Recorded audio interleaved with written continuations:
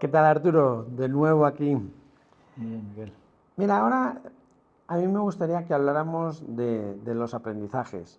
Nosotros somos gente que aprendemos mucho de los clientes, en realidad son nuestros grandes maestros, ¿no?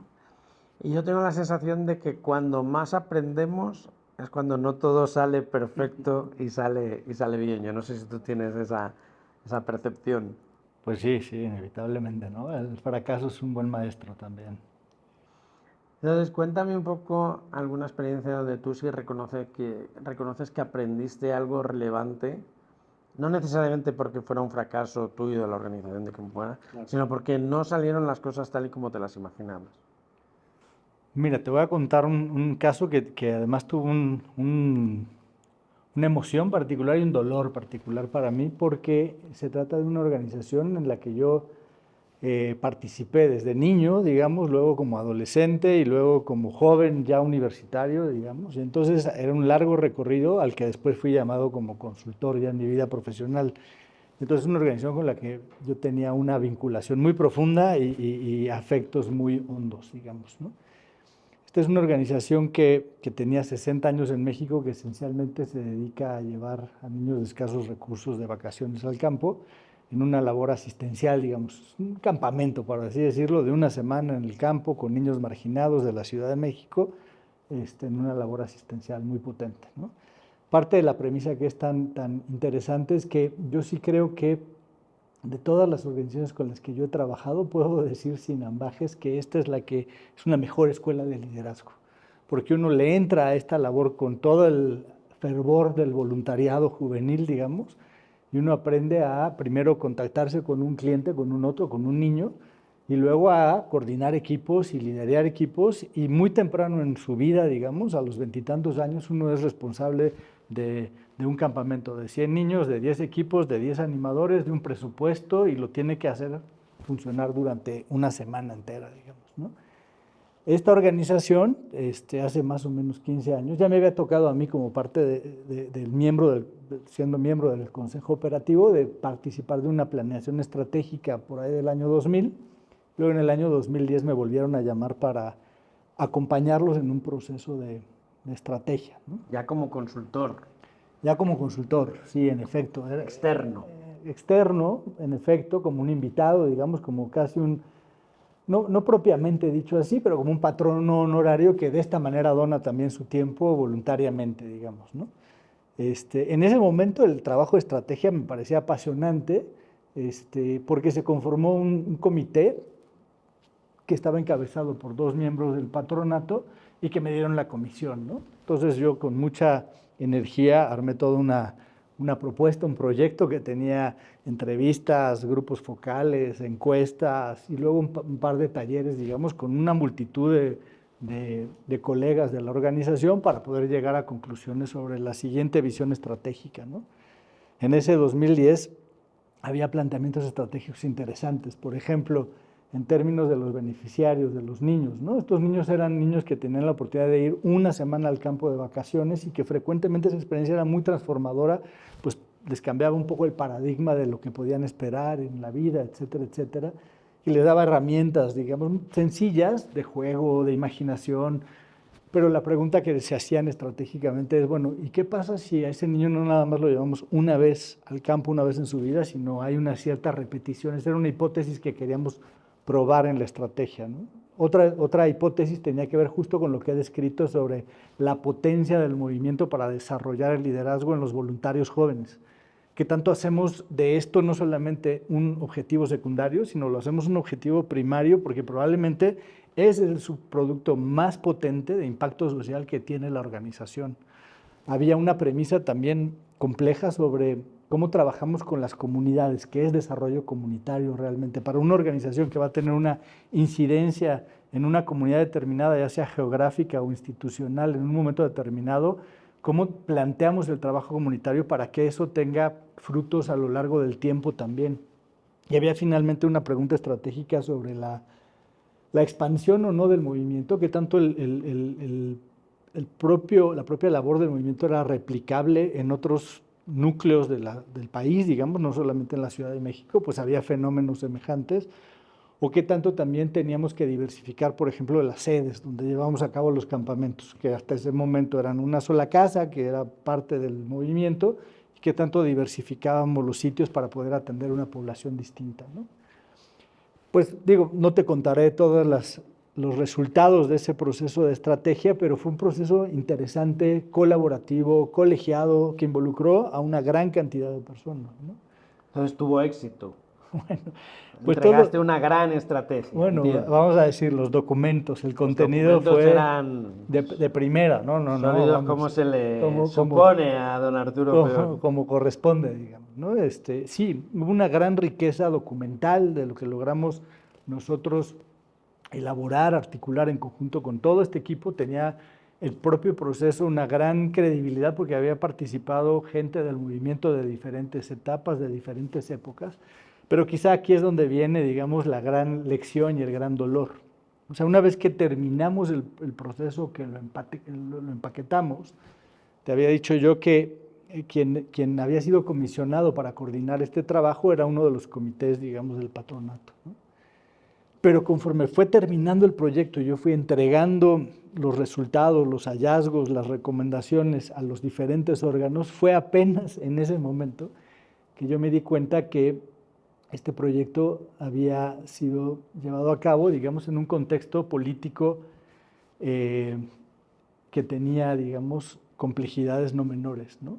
Me fue haciendo evidente que la gente que había trabajado conmigo en el comité y que estaba legitimada para hacer este proceso, en realidad estaba simultáneamente inmerso en otro proceso, que era el proceso de la sucesión a la presidencia de esta organización, en donde de alguna forma el proyecto que habíamos hecho constituía un capital político que iba a ser utilizado ahora, de una manera que no me di cuenta en su momento, como una especie de trofeo para justificar que este pequeño segmento de ese otro órgano, pues había ganado de alguna manera el derecho a la sucesión. Vamos, todas las organizaciones tienen dinámicas políticas, en todas las organizaciones los proyectos tienen este rejuego, pero vamos a decir, más para ponerlo de mi lado y de la ceguera que yo tuve en ese momento, fui ignorante de cómo había una dinámica política en donde no solamente el contenido y los hallazgos del proyecto eran relevantes, sino también el contexto de los jugadores y qué tanto el traer a cuentas un buen producto que había sido llevado a cabo a través de un proceso muy bueno, iba a tener vida después, porque iba a ser de alguna manera apadrinado y se lo iban a adueñar todos los miembros de ese patronato, ¿no? Al haber un conflicto que yo no visibilicé a tiempo, pues no ayudé tampoco a la organización a que ese buen producto tuviera vida después de ese momento, ¿no? Pero déjame entender cuál es la parte del no éxito, porque digamos que la utilización partidista del producto, del entregable, como tú dices, forma parte del juego político que al final tienen todas las organizaciones.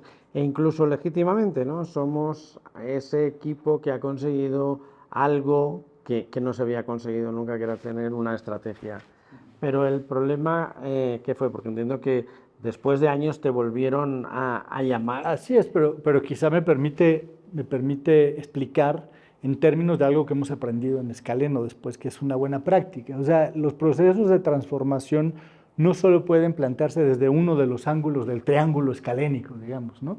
No solo puedes trabajar con el IT, con la tarea, con el contenido, sino que en todo caso, para que las soluciones sean sostenibles, tienes que trabajar con la tarea organizacional, pero tienes que trabajar también con la relación interpersonal de los órganos que están trabajando con esa tarea institucional y tienes que tener también una cierta lectura individual de las implicaciones de transformación que tiene que tener este proyecto. Entonces, en ese momento, inadvertidamente y con falta de madurez profesional, yo me fui, vamos a decir, con uno solo de los ángulos del escaleno. Si yo hubiera planteado desde ese momento que la intervención implicaba los tres ángulos, probablemente hubiera construido bases que hubieran sido mucho más perdurables para la organización y le hubiera permitido a la organización incluso crecer en el aprendizaje, digamos, de estos tres ángulos.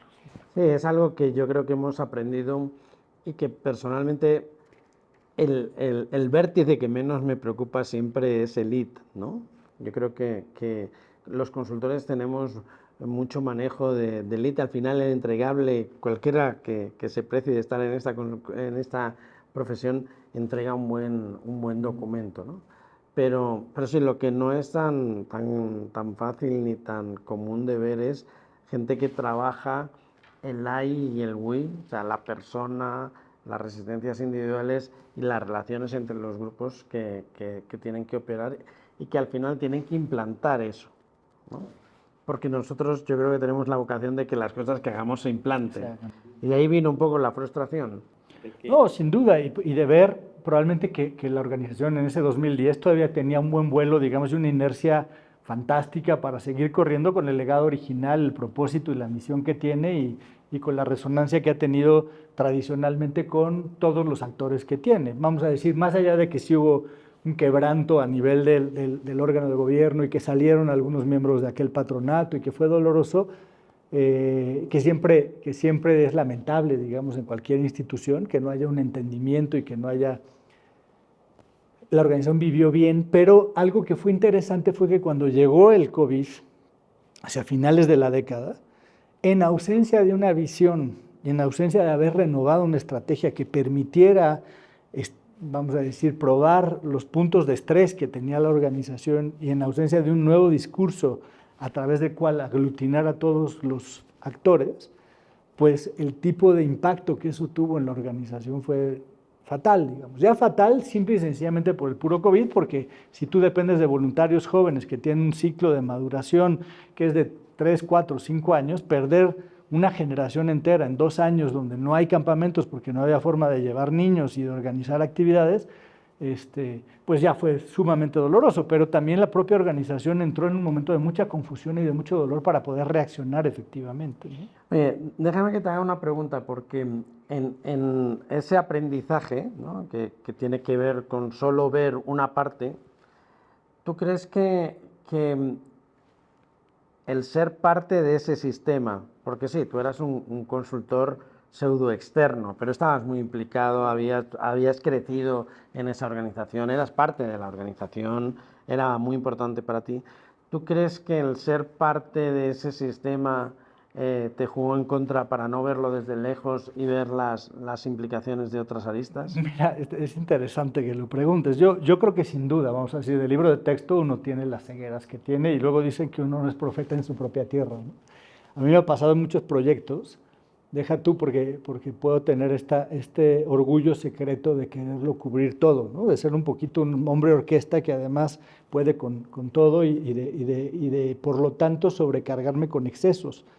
Y en ese sentido me ha pasado desde la universidad en un proyecto de editar una revista que por ser editor, escritor, vendedor, financista, etcétera, etcétera, terminó siendo un proyecto un poco fallido. He tenido mi buena dosis de ejemplos. Justo esta aproximación que puedo tener yo un poco omnipotente a las cosas me llevó en esta siguiente invitación a considerar que algo que era crítico en la tripulación del equipo era no ir solo, ¿no?, sino asegurar que hubiera alguien externo, en este caso tú, dentro del equipo para poder justamente compensar y contrapuntear los propios puntos ciegos, o deja tú los puntos ciegos porque puedes verlos, pero a veces te quedas atascado en un sitio donde no tienes mucho margen, porque las filiaciones, porque las afinidades, porque la propia credibilidad puede estar en juego, inevitablemente, más allá de que sea muy deseable y muy pertinente lo que estás diciendo, ¿no? No, pero también nos pasa, ¿no?, en la medida en que estamos más vinculados con un sistema. Eso a veces nos pasa con clientes con los que nos involucramos mucho. Llega un momento donde dices, espérate, hagamos un cambio porque ya formo parte del sistema y formo parte de la dinámica normal, ¿no? Y romper eso ayuda a refrescar la dinámica. Sí, sin duda. Yo creo que eso, por ahí ya, simple y sencillamente, traer un mejor equipo de consultoría, asegurar que había alguien que podía escuchar con oídos frescos, que podía cuestionar las cosas sin muchas implicaciones, ya es una buena práctica, digamos, capturada en el aprendizaje, ¿no? Ahora, fue interesante porque incluso en lugar de precipitarme con esta nueva invitación a volver a trabajar en la estrategia, en el 2022 me parece que se da esa coyuntura, detenerme a realmente entender qué era lo que estaba en juego en esta nueva coyuntura fue importante, ¿no? Me permitió entender que había una crisis en los 3 ámbitos, en el I, en el we y en el it. En el AI fue interesante para mí verificar que después de todos los terrores que tuvo que vivir esta organización en la pandemia y todas las consecuencias, había una crisis de compromiso individual importante. Muchos de mis amigos y muchos de los nuevos muchachos que estaban ahí involucrados estaban pasando, digamos, por un momento difícil de incluso pensar si tenía sentido seguir trabajando en esta organización, cosa que fue mi primera sorpresa y mi primera alarma, ¿no? La segunda fue detectar que había una crisis del WI, es decir, hay 3 grandes instancias en esta organización: la gobernanza, el patronato, el consejo operativo, que es el que coordina a todos los jóvenes, y una oficina profesional, digamos, que de alguna manera es un triángulo que hace caminar esta organización, y que entre ellos 3 también había una crisis comunicativa y de confianza que era no menor, porque habían venido cargando con decisiones complejas durante mucho tiempo, y que finalmente también había una crisis de élite, de la tarea organizacional, que tenía que ver con 2 cosas. Una crisis de recursos, porque ellos estaban muy concentrados en un solo donador profesional, del que dependían prácticamente enteramente, y que al no haber hecho actividades y que el incentivo estaba puesto en términos de que esta organización pagaba por cada niño que fuera a tomar vacaciones, pues digamos, estaba parado el carro y por lo tanto los recursos no llegaban. Y había limitaciones en ese momento para echar mano de otras fuentes de recursos. Entonces, desde ese lado, la tarea organizacional estaba sufriendo, y por otro lado, los retrasos estratégicos de no haber asumido las preguntas que ya teníamos antes. ¿Por qué? Porque los niños del 2022 no son los mismos los niños del 2010, ni de los niños del 2000, ni los niños del 2000, del 1970 y tantos, cuando fue fundada la organización. Es decir, cada niño tiene desafíos ahora, solamente pensando en términos de la evolución social, de desafíos de género, desafíos de abuso, desafíos de violencias en los pequeños barrios, desafíos educativos importantes, los propios desafíos de la pandemia. Y entonces me encontré con que el tamal era enredado y era complejo en esta ocasión. Estás poniendo el énfasis en algo importante, que es cómo todos los proyectos que hacemos tienen esta triple vertiente que hay que cuidar, ¿no? El IT, que tiene más que ver con la tarea, con el conocimiento, con lo que sabemos, con el objetivo, si quieres, ¿no? El I, con lo subjetivo, con la persona, y el WI, con las relaciones entre grupos o intragrupos, ¿no? Pero también te oigo contar un proyecto complejo que no sé si se desprende que estas complejidades no se pueden atacar individualmente. Es decir, si lo llevamos a nuestro modelo de retos, es imposible atacar solo un reto si no atacas el otro y que todos se están vinculando, ¿no? El reto del legado tiene incidencias en el de gobierno, el gobierno en el de sucesión, el de sucesión en el de cohesión, el de cohesión en crecimiento, en fin, todo está muy interrelacionado, ¿no? En ese sentido, ¿tú crees que hubo un aprendizaje de decir, bueno, ¿dónde están aquí en esta segunda etapa de mi ayuda los retos fundamentales y cómo articularlos? Sí, fíjate que yo creo que 2 cosas tomaron lugar en ese primer momento cuando ya contratamos el siguiente ejercicio, digamos. Uno, en plantear, digamos, diversos capítulos que en paralelo teníamos que atender para poder llegar al sitio de la estrategia y de la visión, que finalmente era el propósito fundamental por el que nos pedían ayuda, ¿no? Y en ese sentido estructuramos un capítulo primero, digamos, de hablar de la efectividad de cada uno de los órganos. Y eso implicaba poder tener un diagnóstico de cómo estaba funcionando el liderazgo y la membresía de cada uno de esos órganos y qué tan efectivos estaban siendo. Planteamos un segundo capítulo de la gobernanza, en donde necesitábamos regresar incluso a las actas constitutivas de la organización para entender cuáles eran los órganos de gobierno que estaban legitimados y cómo debían funcionar. Hicimos incluso, aprendí yo en el lingo de los abogados, que era una compulsa, ¿no? Que era un trabajo de poder concentrar todas las versiones de actas constitutivas y reformas que había habido a lo largo del tiempo como punto de partida para poder entonces plantear reformas o clarificación sobre cada uno de los órganos, qué le tocaba y cómo debían relacionarse esos órganos. El propio capítulo de la estrategia, que suponía ya plantearnos las preguntas de la nueva visión y de las nuevas líneas estratégicas de la organización.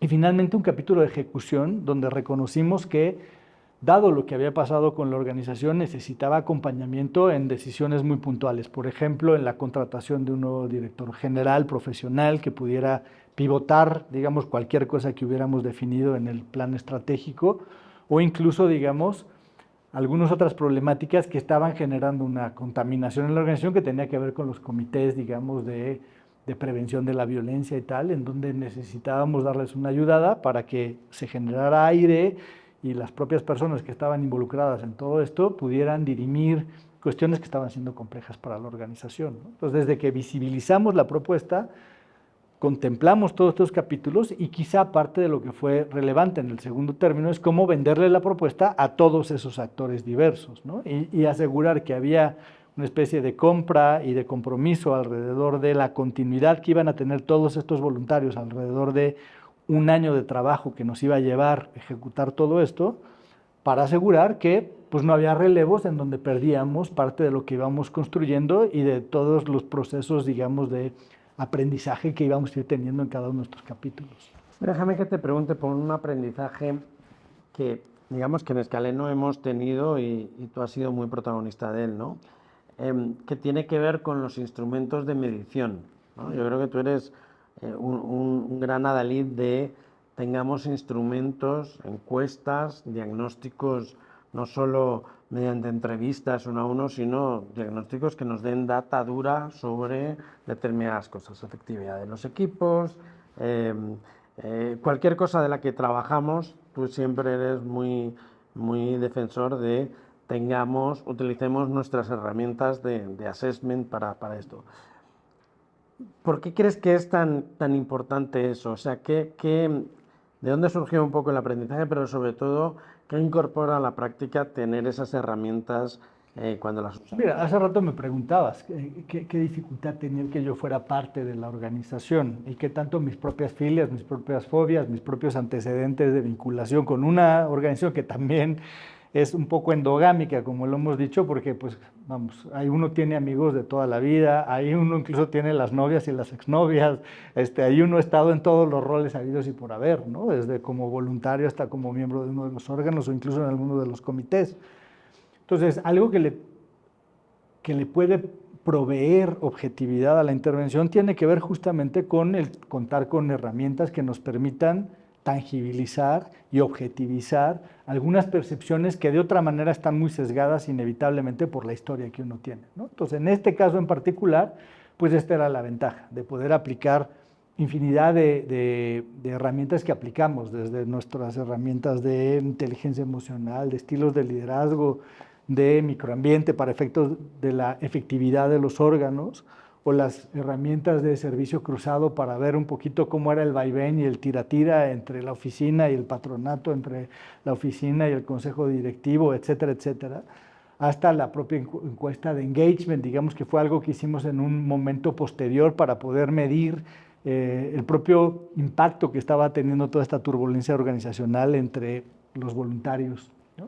Entonces, todo eso pues, permite finalmente darle a cada diálogo su especificidad, tener pertinencia, tener relevancia, tener foco exactamente en cuáles son los puntos de dolor que hay que atacar en cada una de estas temáticas, ¿no? Y si bien, digamos, estas organizaciones de voluntarios también tienen límites, ¿no? A veces, de pronto, unas de estas herramientas, como están construidas, digamos, con ciertos baremos y ciertos parámetros que son exigentes, pues acaban siendo un poco tiránicas cuando tú pones frente al espejo a un voluntario, que es en este caso el presidente transicional de uno de los órganos, que viene y dona su tiempo voluntario para hacer cosas y de pronto pues puede ser que sea muy tremendo verse retratado frente a un modelo que originalmente tiene una naturaleza y un destino para plantárselo a alguien que profesionalmente se dedica a esto en un órgano que está constituido y por el que gana dinero, ¿no?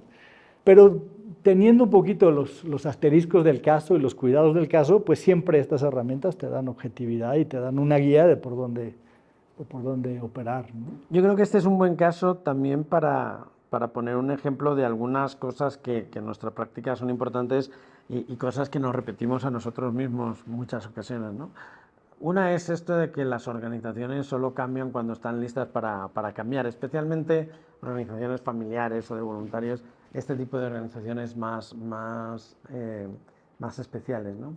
Y el otro es nuestro compromiso con que las cosas realmente cambien más allá de entregar el entregable, ¿no? Más allá de decir este es un gran entregable, una cosa muy buena, que siempre tratamos de que el entregable sea un gran entregable, pero luego qué hace la organización con ese entregable y cómo le acompañamos a que ese entregable cambie la realidad. Yo creo que eso lo ejemplifica, porque en la segunda intervención tuya, años después, bueno, lograste que se movieran y que hicieran. Es cierto, pero lo que dices es interesante, porque cuando uno dice las organizaciones no cambian hasta que no están listas para cambiar, uno dice, bueno, ¿cuánto tiempo va a estar uno esperando a que brote la flor, ¿no? Y a que llegue el momento de la madurez? Entonces yo sí creo que parte de la ciencia también tiene que ver con cómo, en la manera en la que entrega uno el diagnóstico, en la manera que hace esos primeros acompañamientos, de alguna manera da ese pasito extra que lleva a las organizaciones al momento en donde están listas, por lo menos para disponerse a entrar en un proceso de cambio. A lo mejor no están listas para cambiar plenamente, porque eso vendrá probablemente en el propio proceso, ¿no? En el propio proceso de cambio, pues iremos encontrando, conforme vayamos avanzando, la confianza, el compromiso o la capacidad para poder ejecutar lo que nos toca, ¿no? También tenemos a veces nuestro propio reto de sucesión con el cliente. Es decir, acompañamos a un cliente, mientras que lo acompañamos tenemos un cierto protagonismo a veces de poner incluso combustible propio para que aquello se mueva, no solo conocimiento y guía, sino realmente hacemos que las cosas se muevan porque a veces empujamos, ¿no? Y tenemos el reto de, bueno, cuando los consultores nos vamos, quién o quiénes sobre todo se quedan empujando y haciendo de lo que les hemos dado algo suyo y con pleno derecho a cambiarlo. Yo creo que ahí ese es interesante porque se me abren muchas reflexiones conforme me planteas la pregunta. Una primera tiene que ver con que creo que una buena práctica es siempre asumir que el que es dueño de la problemática es el cliente mismo, ¿no? La organización misma, y que eso no podemos subsidiarlo de ninguna manera, ¿no? Ahora, dicho lo cual, es interesante porque puede haber abordajes distintos y tú y yo los hemos abordado de manera distinta dependiendo de cuál es la circunstancia y también a veces cuál es la preferencia del doctor que va a operar, vamos a decir. Hay doctores que enfatizan desde el primer momento, digamos, la autonomía total del cliente para tomar decisiones a lo largo del proceso, porque si no, cualquier tipo de intervencionismo va a modificar la propia capacidad del cliente para sostenerse independientemente. En otros casos, y a veces yo soy más partidario de eso, reconozco que hay un proceso donde el propio aprendizaje supone el modelaje de eso. Y entonces eso implica jugar un rol como consultores mucho más interviniente, mucho más participativo, incluso subsidiando a veces cosas que el cliente no está poniendo en el proceso, ¿no? Pero eso no exime que tengamos la claridad de que hay un camino en donde durante el proceso tenemos que ir haciendo ese cambio de estafeta para preparar al cliente a la hora de la salida, ¿no?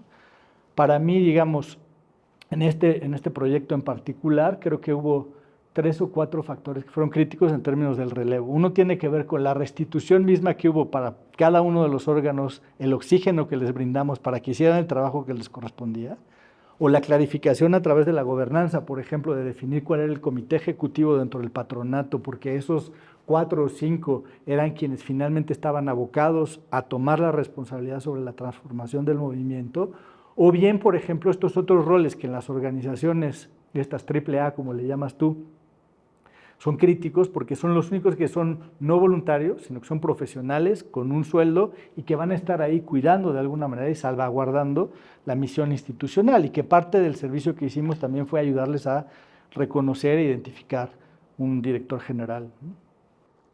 Sí, es interesante cómo en estos clientes que acompañamos a lo largo de los años, no solo el cliente evoluciona, sino nosotros también. Y vamos ocupando distintos arquetipos, ¿no? En esta historia tuya hay mucho de amante, o sea, es una organización que te importaba mucho. Y en la primera experiencia sale el guerrero que quieran o no quieran van a tener la mejor estrategia del mundo y aquí queda, ¿no? Y en la segunda parte de la intervención, años después, con más de 10 años de diferencia, sí veo más, bueno, muchos arquetipos que tienes tú, ¿no? Uno muy destacado tuyo, el mago que hace magia en las intervenciones y hace que las cosas ocurran, pero también el gobernante. Y de una u otra manera, como del mero amante, sí hubo más de cuidador, ¿no? Más de comprender las implicaciones de todo. Entonces, el guerrero amante dio paso a un cuidador, mago, gobernante, pues también más maduro, ¿no? Nosotros también vamos Pues madurando. yo creo que lo dices bien, o sea, hay un proceso de maduración, ¿no? A mí me ha tocado con esta organización, también con la escuela donde estudié cuando era pequeño y que después regresé como profesional, como maestro y después como consultor, pues hay estas oportunidades de poder empatar un poco el arco de desarrollo propio, digamos, en diferentes roles y en diferentes momentos al arco de desarrollo institucional, ¿no? Y entonces, el otro día escuchaba a alguien que decía que los consultores eran unos farsantes, ¿no? Y que el rol de la consultoría no tenía validez porque no producías nada, nunca habías operado nada, nunca habías sangrado con la organización. A mí me parece que en el rol de la consultoría esta posibilidad de crecer y desde diferentes sitios agregar valor y sensibilizarte con el arco de una organización es parte por lo menos de cómo nosotros encaramos esto, ¿no? O sea, aunque sea que no hayamos estado en todas las organizaciones o que nos toque estar en un rol privilegiado como consultores, no dejamos de ser sensibles, digamos, a los dolores, a los amores que sí existen al interior de estas organizaciones, ¿no? Bueno, yo siempre digo que los consultores somos una plaga, hay que reconocerlo, pero somos una plaga muy fácil de exterminar. Si no nos llamas, no llegamos, y si no nos pagas, no permanecemos. Entonces es fácil terminar con la plaga de los consultores. Pero a eso nos dedicamos y sí, es un privilegio. Esos son los clientes que no solo nos enseñan, sino que nos hacen felices. Claro, claro. Al final hay un trabajo fraterno ahí de acompañarnos desde otro sitio y el privilegio que nos dan es concedernos una cierta asimetría temporal para poder, desde ese sitio de privilegio, ayudarles, ¿no? Bien, pues muchas gracias por compartir este caso. Fantástico.